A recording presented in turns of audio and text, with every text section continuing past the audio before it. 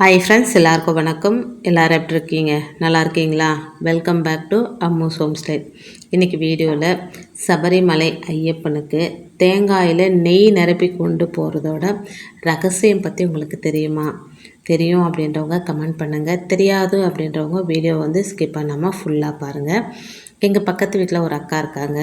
அவங்க வருஷம் அதாவது சபரிமலைக்கு போகிறவர்கிட்ட குருசாமியாக இருக்கிறார் அவர்கிட்ட நெய் தேங்காய் கொடுத்து அனுப்புவாங்க. ஏதாவது ஒரு வேண்டுதல் வச்சு நெய் தேங்காய் கொடுத்து அனுப்புவாங்க. கரெக்டாக எப்போ போவாங்க அப்படின்னா, பொங்கல் வருது பார்த்திங்களா, அப்போது போயிட்டு அந்த ஜோதியை தரிசனம் பண்ணிட்டு வருவாங்க.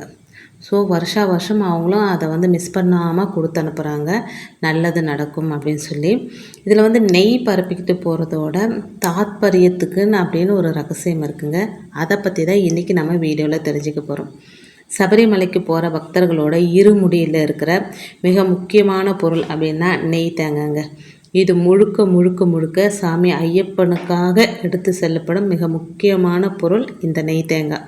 வேறு எந்த தெய்வத்திற்கும் இல்லாத சிறப்பாக தேங்காயில் நெய் நிரப்பி எடுத்துகிட்டு போயிட்டு காணிக்கையாக கொடுக்குற வழக்கம் சபரிமலையில் மட்டும்தாங்க இருக்குது.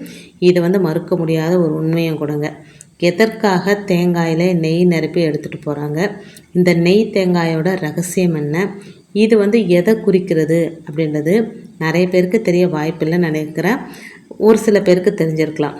இந்த நெய் தேங்காயோட ரகசியம், இதோட தாத்பரியம் பற்றி தான் இன்றைக்கி நாம் வீடியோவில் தெரிஞ்சுக்க போகிறோம். வீடியோவை ஸ்கிப் பண்ணாமல் ஃபுல்லாக பாருங்கள். சபரிமலைக்கு மாலை அணிந்து விரதமிருந்து போகிற பக்தர்கள் யாத்திரை புறப்படுறதுக்கு முன்னாடி இருமுடி கட்டி கொள்ளணும் அப்படின்ற ஒரு வழக்கம் இருக்குங்க. அதாவது இருமுடியோட ஒரு பகுதியில் சுவாமி ஐயப்பனோட பூஜைக்கு ஒப்படைக்க வேண்டிய பொருட்களையும், மறுபகுதியில் யாத்திரைக்கு செல்லும் பக்தர்களோட வழி பயணத்திற்கு தேவையான பொருட்களையும் வச்சு தலையில் சுமந்துட்டு போவாங்க. வீட்டிலேருந்து புறப்படும் போது தலையில் சுமக்கும் இருமுடி நிறைய பொருட்கள் இருந்து ரொம்ப பாரமாகவும் இருக்குங்க. தூக்கிட்டு போகிறதுக்கே கஷ்டமாக இருக்கிற மாதிரி இருக்கும். சபரிமலைக்கு போக போக போக இருமுடியில் சுமந்து போகிற பக்தர்களுக்கு தேவையான பொருட்கள் குறைந்து சுவாமி ஐயப்பனுக்கு கொண்டு செல்லும் பொருட்கள் மட்டும் அப்படியே இருக்குங்க. அதாவது ஐயப்பனை நெருங்கி செல்ல செல்ல செல்ல நமக்கான தேவைகள் குறைந்து ஐயப்பன் மீதான பக்தி மட்டுமே நிறைஞ்சிருக்கும் அப்படின்றது தாங்க இதோட அர்த்தம். இந்த இருமுடியில் பச்சரிசி, நெய் தேங்காய் இது ரொம்ப முக்கியமான பொருளாக இடம்பெற்றிருக்குங்க. நெய் தேங்காய் அப்படின்றது இருமுடி கட்டுவதற்கு முன்னாடி ஒரு தேங்காயில் இருக்கிற 3 கண்களில் ஒன்றை மட்டும் தொலையிட்டு அதுக்குள்ளே இருக்கிற தண்ணீரை வெளியே எடுத்துடுவாங்க. அதுக்கப்புறம் அதை கொஞ்சம் காய வச்சுட்டு அதுக்குள்ளே காய்ச்சின சுத்தமான பசு நெய்யை ஊற்றி மெழுகு வச்சு மூடிடுவாங்க. இருமுடியில் பக்தர்கள் கொண்டு செல்லும் பச்சரிசி சபரிமலை வரும் பக்தர்களுக்கு அன்னதானம் வழங்குவதற்கு பயன்படுத்தப்படுங்க. நெய் தேங்காயில் இருக்கிற நெய்யை சுவாமி ஐயப்பனின் அபிஷேகத்திற்காக தனியாக ஒரு பாத்திரத்தில் எடுத்துக்கிட்டு தேங்காயை அந்த பக்தர்கிட்டமே திருப்பி கொடுத்துருவாங்களாங்க. அந்த தேங்காயை பக்தர்கள் எடுத்துகிட்டு போயிட்டு அவங்க கையாலேயே ஐயப்பனோட சன்னதிக்கு எதிரில் இருக்கிற தீயில போகணுமான்னாங்க. அதாவது தீயில போடணுமா. அதற்கு பிறகு தான் 18ஆம் படி ஏறி போயிட்டு சுவாமி ஐயப்பனை தரிசனம் செய்யணும் அப்படின்றது ஒரு வழிமுறை இருக்குங்க.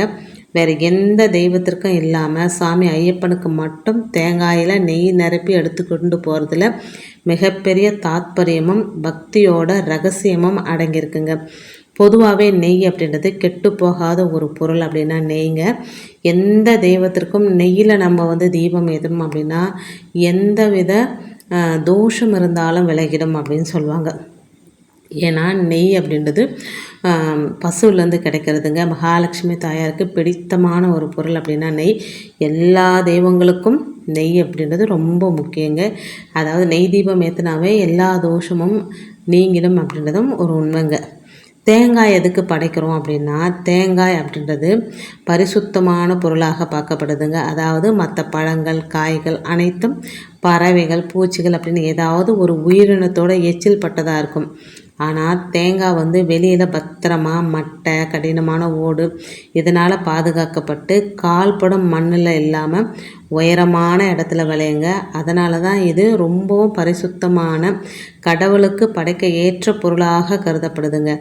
இது மனிதனின் ஆத்மாவோட தொடர்புடையதாக கருதப்படுறதுனால இது கடவுளுக்கு படைக்க ஏற்ற பொருளாகவும் கருதப்படுதுங்க. அதனாலேயே அனைத்து கடவுள்களுக்கும் தேங்காய் உடைத்து வழிபடும் வழக்கம் இருக்குங்க. அதுபோல் நெய் அப்படின்றது மகாலட்சுமிக்கு இணையாகவும் 30 முக்கோடி தேவர்களும் வசிக்கும் இடமாகவும் சொல்லப்படும் பசுவிடமிருந்து கிடைக்கும் பாலிலிருந்து எடுக்கப்படுதுங்க. அதனால் இதுவும் தெய்வீக தன்மை கொண்டதாக சொல்லப்படுதுங்க. நெய் தேங்காவோட ரகசியம் என்னென்னா, நெய் தேங்காய் அப்படின்றது சுவாமி ஐயப்பனை சரணடைவதை குறிப்பதுங்க. அதாவது நெய் தேங்காயின் வெளியில் இருக்கிற ஓட்டு பகுதி மனிதர்களோட பூத உடலை குறிக்கும் அப்படின்னும், தேங்காயில் ஊற்றப்பட்ட நெய்யானது நம்மளுடைய உடலை இயக்கும் உயிரை குறிக்கும் அப்படின்னும் சொல்லப்படுதுங்க. இந்த நெய் தேங்காயில் கொண்டு போகிற நெய்யை ஐயப்பனோட அபிஷேகத்திற்கு காணிக்கையாக கொடுத்துட்டு தேங்காயை மட்டும் சன்னதிக்கு எதிரில் 18ஆம் படிக்கு பக்கத்தில் எரிந்து கொண்டிருக்கல தீயில் போடணும். இதோட பொருள் என்னென்னா, ஐயப்பா, என்னுடைய உயிரை உன்னுடைய பாதத்தில் ஒப்படைச்சிட்டேன், என்னுடைய உடலை எரியும் தீயிற்கு சமர்ப்பிச்சிட்டேன், இனி என்னுடைய சுக துக்கங்களையும் வாழ்க்கையையும் நீயே பார்த்துக்கொள் அப்படின்னு ஐயப்பனிடம் நம்மளுடைய உயிர், உடல், ஆன்மா, வாழ்க்கை என சகலத்தையும் ஒப்படைச்சிட்டு பூரண சரணாகதியோட ஐயப்பனை அடைவதே இந்த நெய் தேங்காய் கொண்டு போகிறதோட ரகசியங்க. அதோட எல்லாருமே போயிட்டு ஐயப்பனை தரிசனம் பண்ண முடியுமா அப்படின்னு கேட்டால் முடியாதுன்னு தாங்க சொல்லலாம். ஏன்னா எல்லாருக்குமே ஆசை இருக்கும் போய் தரிசனம் பண்ணணும் அப்படின்னு சொல்லி. அப்படி போக முடியாதவங்க வீட்லேயே, அது ஆணாக இருந்தாலும் சரி பெண்ணாக இருந்தாலும் சரி, இந்த முறையில் வழிபாடு செஞ்சோம் அப்படின்னா ஐயப்பனே நம்ம சபரிமலைக்கு போய் தரிசனம் பண்ணால் என்ன பலன் கிடைக்குமோ அதே பலன் கிடைக்கும் அப்படின்னு சொல்லப்படுதுங்க. அது எப்படி செய்கிறது அப்படின்னா, கார்த்திகை மாதம் பல தெய்வ வழிபாட்டுக்கு உகந்ததாக கருதப்பட்டாலும் கார்த்திகை அப்படின்னா பெரிய அளவில் பேசப்படுறது அப்படின்னா சபரிமலை ஐயப்பனுக்கு மாலை அணிஞ்சு விரதம் இருக்கிறதுங்க. அப்படியான ஐயப்பனை 48 நாட்கள் கடும் விரதம் இருந்து இருமுடி கட்டி அவருடைய தரிசனத்தை காணுவதே பெரும் பாக்கியம் அப்படின்னு சொல்லலாம். இந்த ஐயப்பனை மட்டும் நாம் நினச்ச போதெல்லாம் தரிசனம் செய்ய முடியாது. அவரை தரிசனம் செய்வதற்கு கடுமையான விதிமுறைகளும் நேரமும் உண்டுங்க. இந்த இருமுடி வழிபாட்டை எல்லாராலையும் செய்ய முடியாது இல்லையா? அதனால ஐயப்பனை வீட்டில் இருந்தபடியே கார்த்திகை மாதத்தில் ஐயப்பனை எப்படி நம்ம வழிபட்டோம் அப்படின்னா நம்முடைய வறுமை நிலை மாறி செல்வ நிலையை எட்டலாம். அதோட சபரிமலைக்கு அதாவது இருமுடி அணிந்து 48 நாட்கள் விரதம் இருந்தால் என்ன பலன் கிடைக்குமோ அதே பலன் நமக்கு கிடைக்குங்க. இந்த வழிபாட்டை கார்த்திகை மாதத்தோட கடைசி நாளான டிசம்பர் 16, 12, 2023 சனிக்கிழமை அன்னைக்கு தாங்க செய்யணும். இந்த வழிபாடு செய்வதற்கான காலம் அப்படின்னு பார்த்தா காலையில் பிரம்ம முகூர்த்த வேலையில் செய்யலாம். முடியாதவங்க 7:45 8:45 வரைக்கும், அந்த நேரமும் முடியாது அப்படின்றவங்க 10:45 11:45 வரைக்கும் செய்யலாங்க.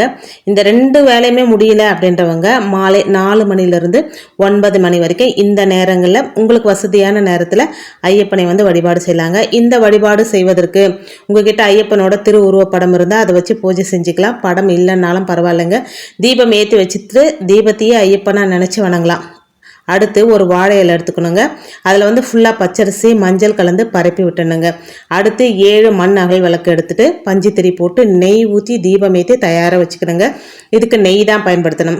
அடுத்து 3 சின்ன கிண்ணங்கள் எடுத்துக்கலாங்க. அதில் ஒரு கிணத்துல நெய், இன்னொரு கிணத்துல 3 பழங்கள், அது என்ன பழமாவனா இருக்கலாங்க, உங்களுக்கு விருப்பமான பழத்தை வச்சுக்கலாம். இன்னொரு கிணத்துல நெய்வேத்தியமாக தேங்காய் சாதம் வச்சுருங்க. இப்போது வாழை இலையில பரப்பி வச்சிருக்கிற அரிசியை பூஜை அறையில் வச்சுட்டு அதை சுற்றி நெய்வேத்தியத்தை வச்சுருங்க. அதுக்கு பிறகு 7 அகல் விளக்கையும் பச்சரிசியை பார்த்த மாதிரி சுற்றி வச்சிருந்துங்க. இந்த விளக்குகளை ஏற்றின பிறகு நீங்கள் கிழக்கு அப்படி இல்லைன்னா வடக்கு திசை நோக்கி அமர்ந்து ஐயப்பனை மனசார வேண்டிக்கோங்க. இந்த நேரத்தில் சுவாமியே சரணமையப்பா அப்படின்ற அந்த வார்த்தையை 108 முறை ஐயப்பனை நினச்சி சொல்லிய பிறகு தீபதூப ஆராதனை காட்டி பூஜையை நிறைவு செஞ்சுக்கலாங்க. பூஜை நிறைவு செஞ்ச பிறகு நைவேத்தியமாக வச்ச பிரசாதத்தை உங்கள் வீட்டு பக்கத்தில் 10 வயசுக்கும் குறைவாக இருக்கிற குழந்தைகளுக்கு முதல்ல கொடுக்கலாம். அதற்கு பிறகு வீட்டில் இருக்கிற எல்லாருமே நைவேத்தியத்தை சாப்பிட்லாங்க. ஐயப்பனை நினச்சி செய்யப்படும் இந்த எளிய வழிபாடு நம்முடைய வாழ்க்கையை மாற்றக்கூடிய அதி அற்புத சக்தி வாய்ந்ததாக இருக்குங்க. ஐயப்பனை காணவும் அவருடைய தரிசனத்தை பெறவும் கோடான கோடி மக்கள் அவரை நாடி போயிட்டுருக்காங்க.